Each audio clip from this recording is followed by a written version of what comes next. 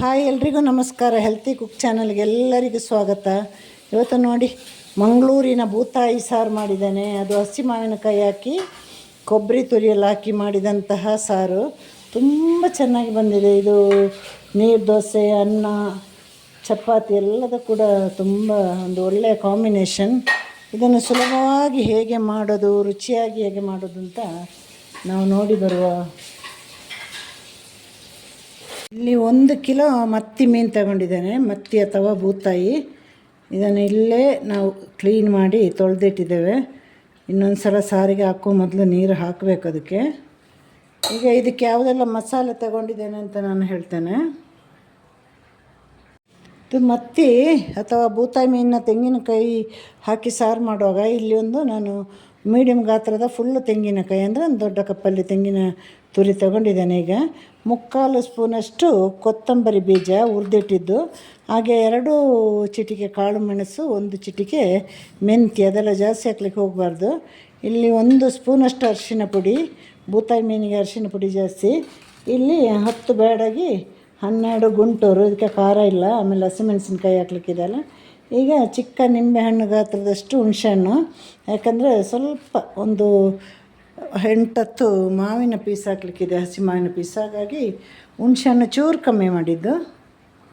ಇಷ್ಟು ಮಸಾಲೆಯನ್ನು ಎಲ್ಲ ಸೇರಿಸಿ ಒಟ್ಟಿಗೆ ನಾನು ಕಡೆದುಕೊಂಡು ಬರ್ತೇನೆ. ತೆಂಗಿನ ತುರಿ ಹಾಕಿದೆ, ಹಾಗೆ ಧನಿಯಾ ಬೀಜ, ಅರಿಶಿನ ಪುಡಿ, ಹುಣಸೆಹಣ್ಣು ಅಥವಾ ಹುಳಿ. ಈಗ ನಮ್ಮ ಹುರಿದಿಟ್ಟ ಮೆಣಸು, ಇದು ಸ್ವಲ್ಪ ಎಣ್ಣೆ ಹಾಕಿ ಸಿಮ್ಮಲ್ಲಿಟ್ಟು ಹುರಿದಿದ್ದು, ಹಾಗೆ ಹಾಕಬೇಡಿ. ಹಾಗೆ ಹಾಕಿದರೆ ಹಸಿ ವಾಸನೆ ಬರ್ತದೆ.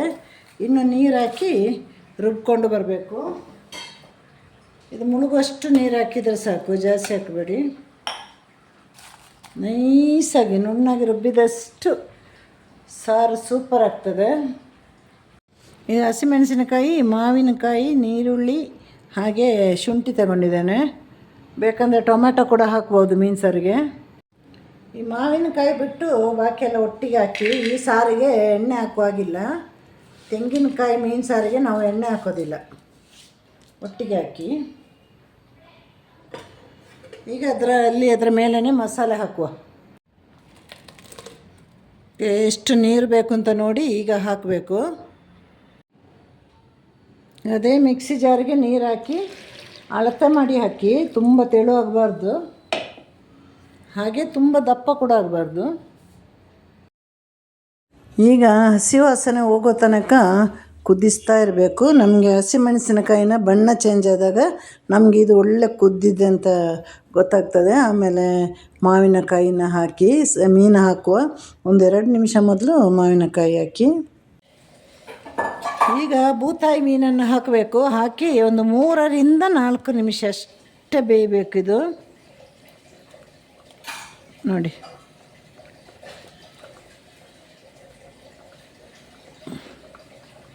ಅದಕ್ಕಿಂತ ಜಾಸ್ತಿ ಕುದಿಯೋ ಹಾಗಿಲ್ಲ. ಮೀನು ಹಾಕಿದ ಮೇಲೆ ಜಾಸ್ತಿ ಅಂದ್ರೇ 3-4 ನಿಮಿಷ. ದೊಡ್ಡ ಬೂತಾಯಿ ಆದರೆ 4 ನಿಮಿಷ.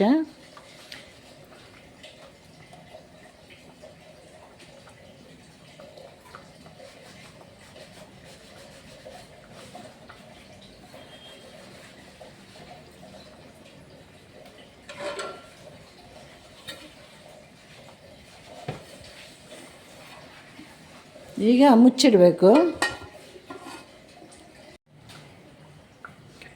ಈಗ ಮೀನು ಸಾರು ರೆಡಿಯಾಗಿದೆ. ನಮ್ಮ ಮೀನೆಲ್ಲ ಒಳ್ಳೆ ಬೆಂದಿದೆ ನೋಡಿ.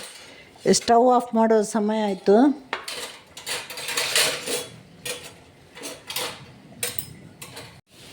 ಈಗ ನಮ್ಮ ತೆಂಗಿನಕಾಯಿಯ ಬೂತಾಯಿ ಸಾರು ರೆಡಿಯಾಗಿದೆ. ಎಲ್ಲರೂ ಕೂಡ ಮನೆಯಲ್ಲಿ ಇದನ್ನು ಮಾಡಿ ನೋಡಬೇಕು. ಒಳ್ಳೆ ಬೂತಾಯಿಯಾಗೆ ಒಳ್ಳೆ ಸಾರು ಮಾಡಿ ನೋಡಿ. ನನಗೆ ಲೈಕ್ ಮಾಡಿ, ಕಮೆಂಟ್ ಮಾಡಿ, ಶೇರ್ ಮಾಡಿ, ಹಾಗೆ ಸಬ್ಸ್ಕ್ರೈಬ್ ಕೂಡ ಆಗಬೇಕು. ನಿಮ್ಮ ಪ್ರೋತ್ಸಾಹ, ಪ್ರೀತಿ ಎಲ್ಲ ಇದ್ದರೆ ಮತ್ತೆ ಒಳ್ಳೆಯ ಅಡುಗೆಯೊಂದಿಗೆ ಬರ್ತೀನಿ. ಎಲ್ಲರಿಗೂ ಟಾಟಾ, ಬಾಯ್, ಸಿ ಯು.